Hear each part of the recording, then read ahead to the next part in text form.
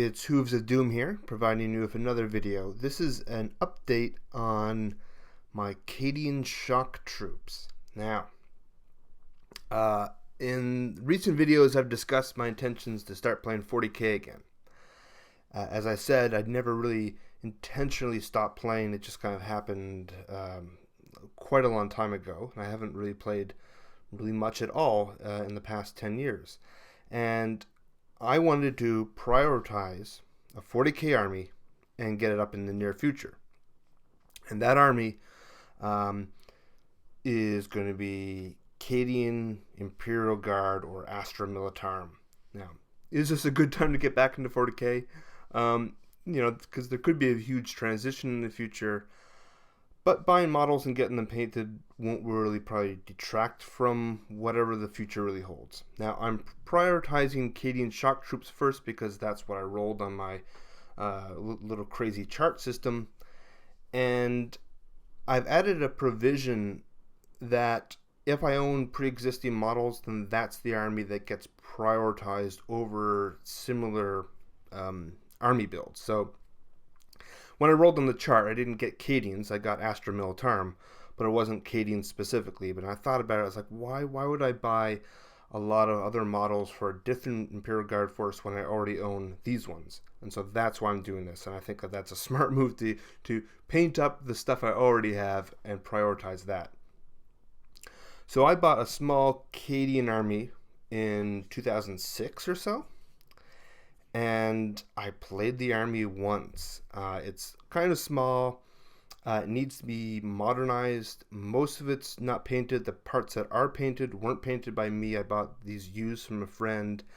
So there's a lot of work to be done here. And I have bought a few more things, but let's look at this a bit more closely.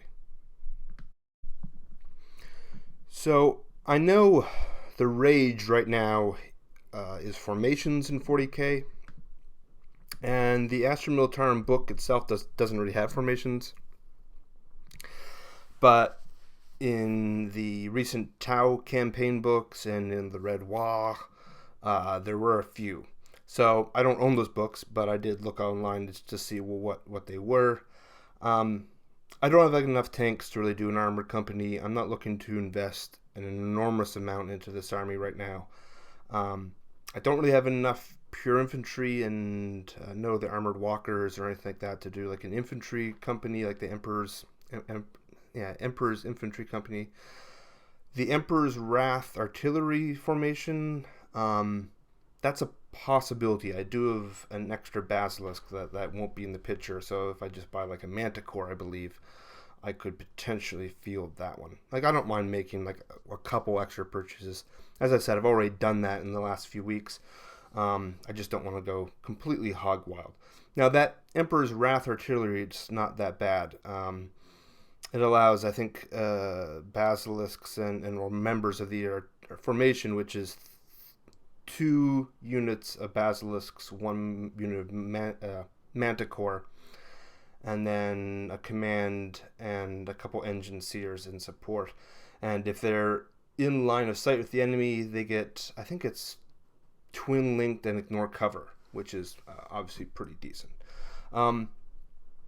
So how I generally design my Imperial Guard or any army is because I want to own so many different ones.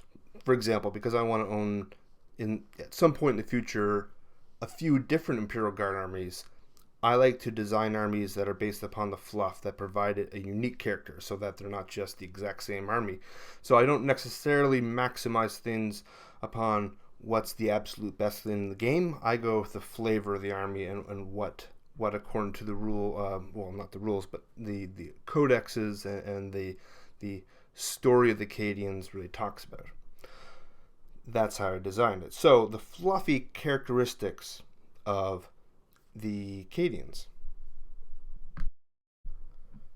So one of the unique characteristics of the Cadians, at least in my mind, when you go back to the Eye of Terror campaign, this is the campaign that provided Cadians their own unique special rules, and they became kind of their own distinctive thing within Imperial Guard. Now, they were always there as one of the Imperial Guard armies, and they had their own models, just like the old Mordian Iron Guard or any of those older ones. But they never had, to my knowledge at least, a unique rule set. So with Eye of Terror, they got that, and they had a unit of stormtroopers, as they were then called, and Militarum Tempestus now, that were modeled off specifically Cadian stormtroopers. And I own that box set, and it's really nice. I don't know if I'm going to be using it in this army necessarily. I just feel like the stormtroopers they're all metal. It comes with grenade launcher and flamer, so they're not that multi-dimensional. I mean, that's just a pure anti-troop unit, and I'm just not certain that the army necessarily needs more anti-troop. The other thing in the Storm of Chaos is that they had Cadian pattern walkers with autocannon, and they had sanctioned hikers. Now, psychers obviously are a little bit more widespread in the current game than they were in 2003 or something was Eye of Terror. So that's not really as big a deal. And they had a unit called youth regiments that are now called White Shields. They may have been called White Shields then too. But those are essentially conscripts in the current book. If you look at the current Fluff for Cadians, they have a high proportion of veterans, so that's important for me as I design the army, and a high proportion of experienced officers, and they are equipped and armed to a higher standard. So I'm going to show you a few of my, the army as I have it designed and the models that I have. I do have a few extra tanks, like I have a few extra more transports and another Basilisk if I wanted to do the artillery company. I'm just not sure if that's really in the spirit of Cadians for me. But that's possible. And like I said, if I had to make a few more purchases, I can do that. The local game store that I'll be playing plays at 1,750 points. So that is what I designed, and that will be basically the army that I'm planning out. So this is the army as I have it. There's a few extra models there kind of on the sides that I need to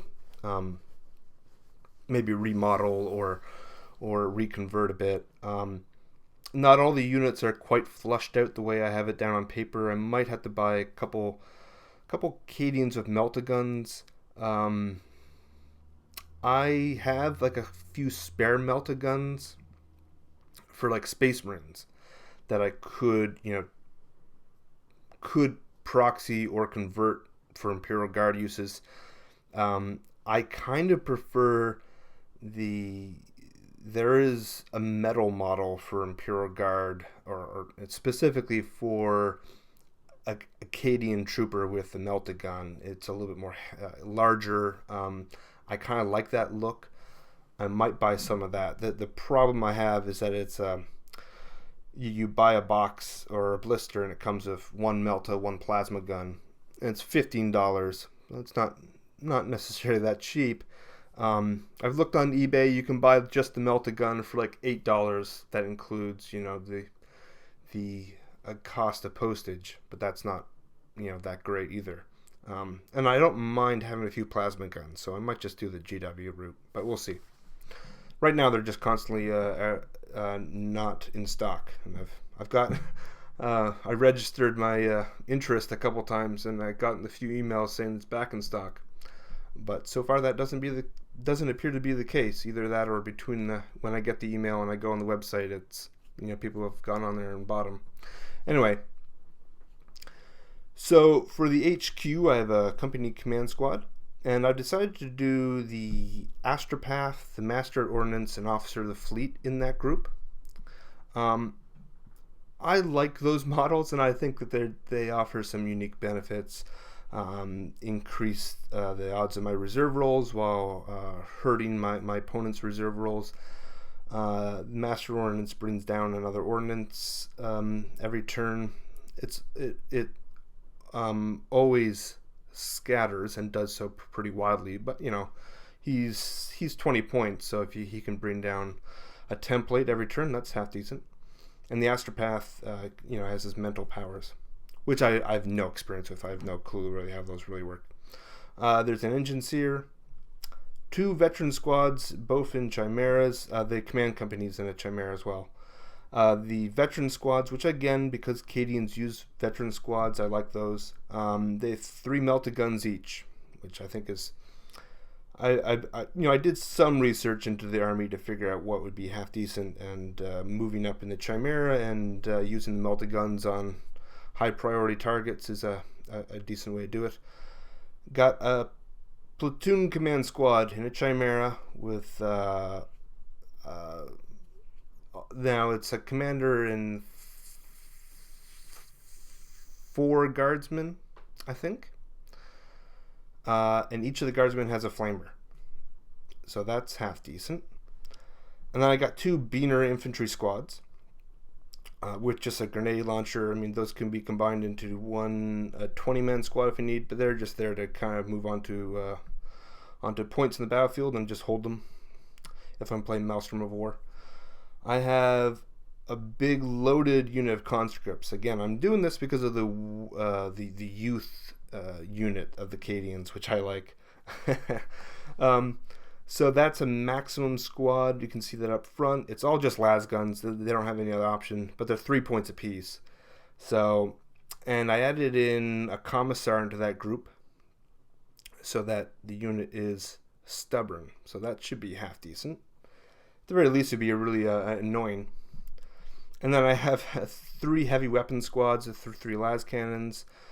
I bought a Vendetta or a Valkyrie, and then I bought the Forge World upgrade kit. The first, I bought books from Forge World. I've never actually bought models or parts from Forge World. My first time doing it. I love it. I just thought the Vendetta has 3 twin link las cannons, and I just thought the army needed a little bit more anti-tank.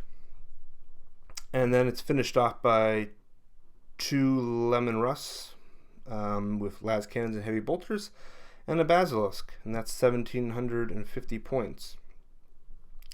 So not too bad of a little army. Like I said, there's a few more little things to do with it to clean it up, but by and large, I think it's a half decent list. Let me know what you guys think, I guess. You know, maybe it's just completely garbage. I don't know. You know, you can always have an idea of what it performs like on paper, and then you go into the actual game and it's like, boy, this sucks. So that's the Cadian army that I'm designing, and I'll be hopefully using it in some games in the future. I might tweak around with this list. I made a previous list and, you know, completely revised it. And as I look at this, there might be a couple little things here and there to kind of tweak. But in any case, guys, appreciate you guys listening, and have a good one.